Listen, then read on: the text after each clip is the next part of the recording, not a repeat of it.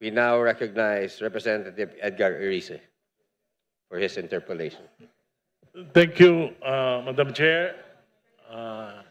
Good morning to Secretary Vince Dizon and the DPWH family. Alam ko po na si Secretary Dizon ay very capable. Pero alam ko rin po na napakamahirap ng sitwasyon nyo ngayon. Especially with the 255 billion cut sa inyong budget. I do understand where the President is coming.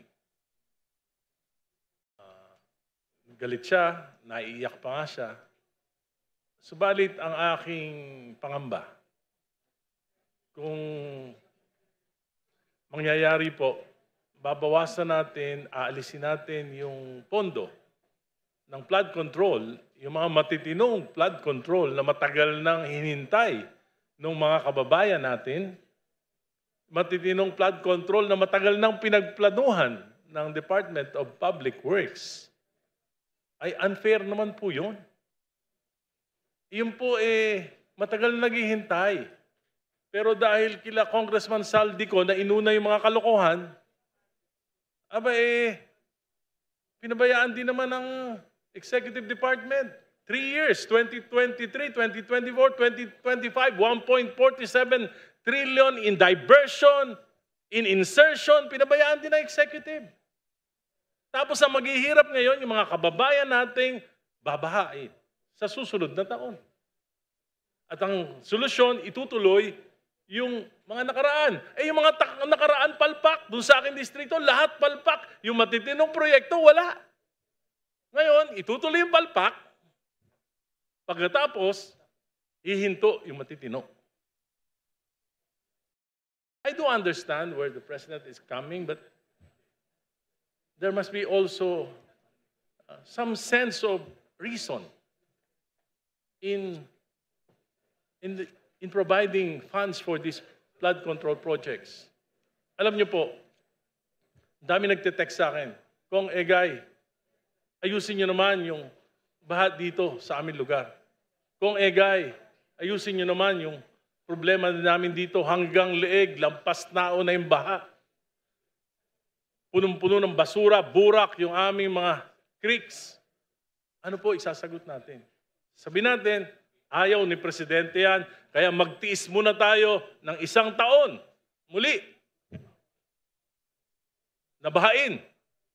Dahil galit na galit si Presidente dun sa mga kalokohan, mga kagaguhan ng mga nakaraan. Ibig sabihin, the people will suffer from the shenanigans of the previous Congress.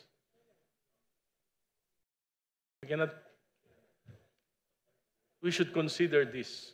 I know that the Secretary is not the policymaker, but maybe he can also admonish the President that there are some real projects that will benefit our people.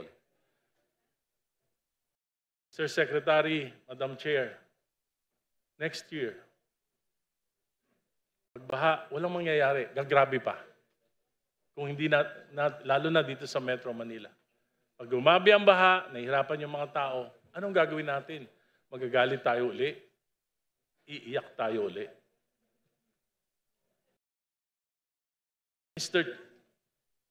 Madam Chair, Mr. Secretary, in my district, there are several Diskaya projects.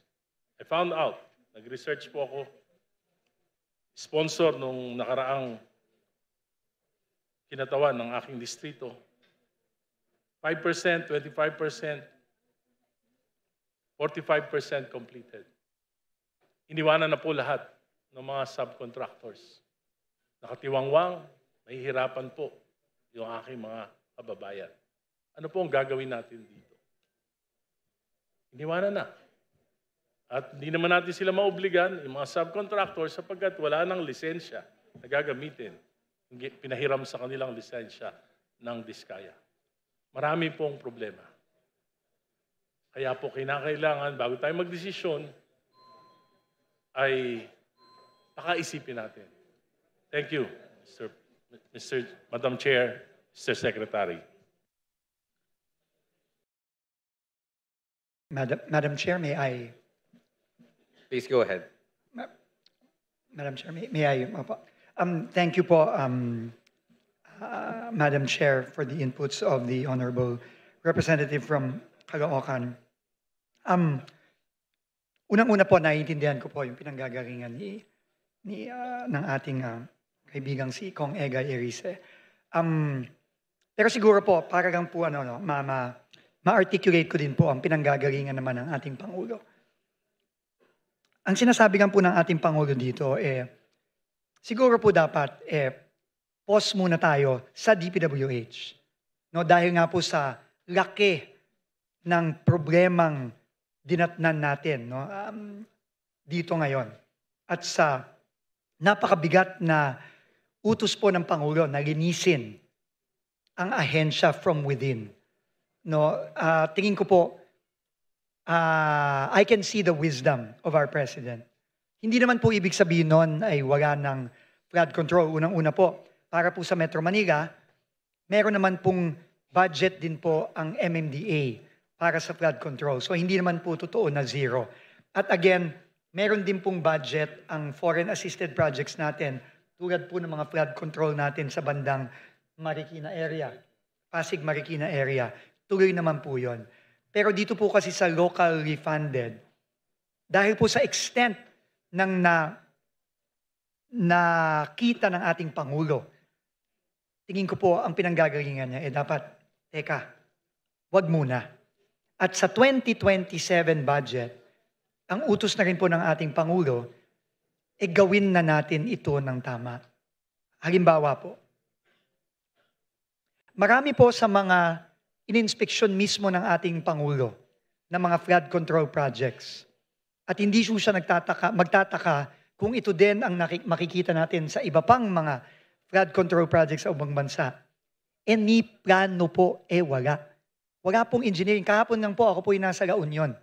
Kasama ko po si Mayor Benji Magalong. Ang una ko pong hiningi, pwede bang patingin ng plano? Wala pong maibigay sa akin. Ang kontraktor, wala din pong maibigay sa akin ang mga taga-DPWH mismo.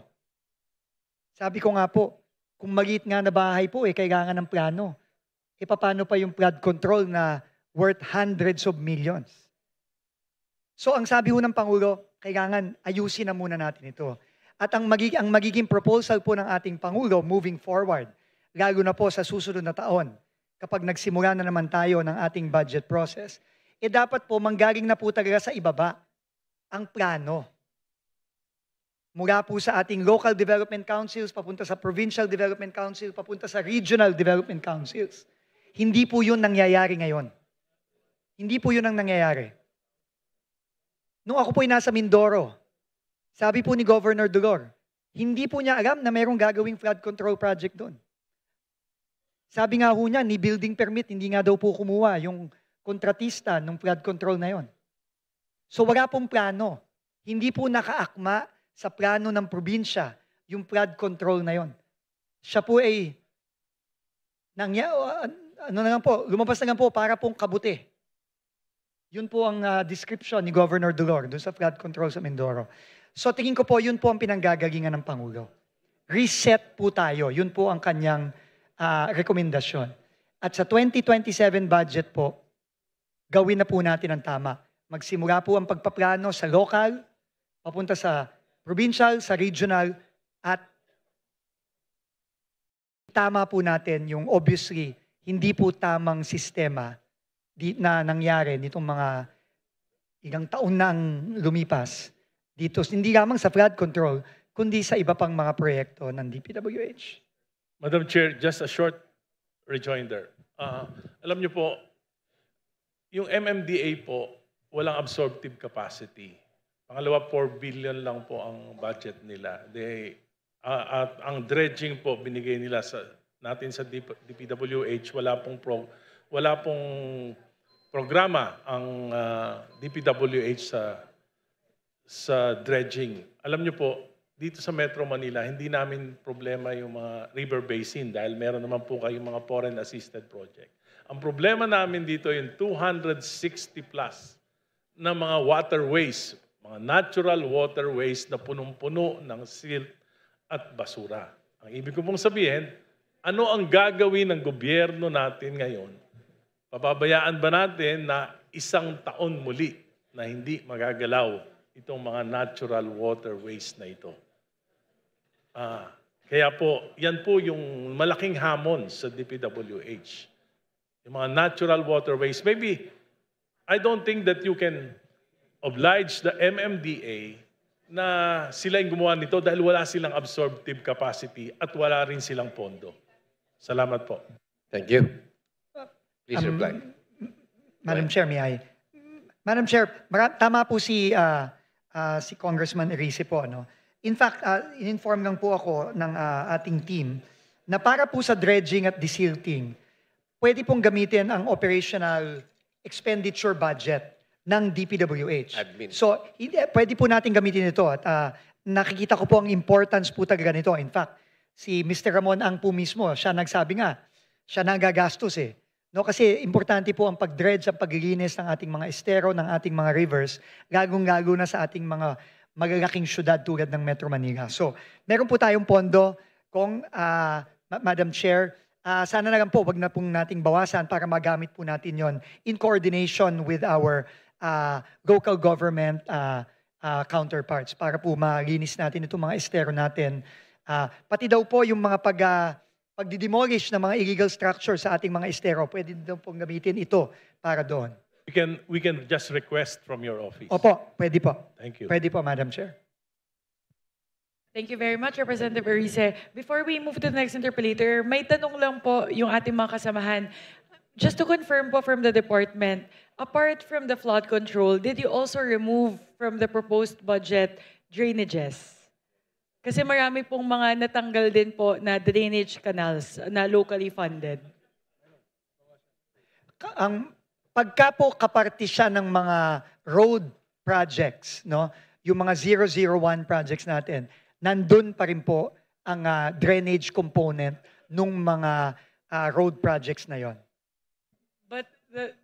But how about those na stand-alone po as a drainage project, even though it's along the main thoroughfares? Kapag OO2 po siya, meaning flood control po siya at drainage lang o flood control, kasama po siya sa mga natanggal dun sa 252.5 billion flood control, locally funded flood control. How about under CPAG and under the local convergence? Because I believe those were all taken out as well. Kasama din po. Tinanggal din Tinanggal po. din po. So lahat po ng drainage na nasa OO2 at nasa CPAG ay tinanggal po. Opo, ito po, no, I will break it down po, Madam Chair, for clarity. Ito po ang mga tinanggal dun sa original NEP submission. These are all under Code 002. Flood Management Program, 235 billion. CPAG, Flood Mitigation Structures, 9.4 billion. And BIP, Flood Mitigation Structures, 8 billion. For a total of 252.5 billion. Just to confirm, Sec, seawalls were also taken out? Kasama din po sa 002 yon, Madam Chair, I've been informed. So natanggal din po yan. Okay. Thank you, Sec Vin. Siguro, tignan lang po natin yung local drainage, especially under CPAG. Kasi yung iba po, in the absence of the overall, pag nasa main river basins, yung iba po kasi doon na talaga sa mga kabahayan, doon talaga pinakabumabaha. But at least po we have the confirmation of DPWH. Yun po kasi yung nakita namin, hindi lang locally funded flood control, but even the seawalls, even the drainages were all taken out from the proposal of DPWH. Thank you, Sec Vince. Thank you for the confirmation. Yes. Madam Chair, I was just given additional information. Basta po, pati po yung clearing ng drainage, yun po ay pwede din po nating kuhanin ng gastos doon from the operating expense budget ng DPWH. How much are we talking about, Sec Vince? Yung sinabi niyo po kay Kong Egay at yung sinasabi niyo po na pwedeng paghugutan for the desilting of local drainages, magkano po yun? Is it substantial? Madam Chair, if you would give me one a few seconds to get the numbers.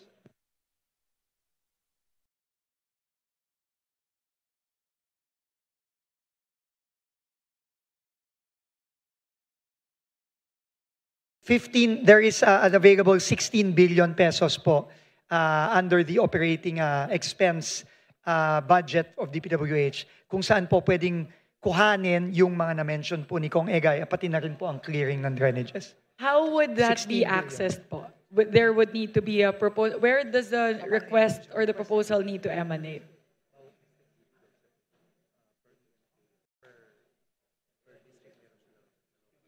Opo.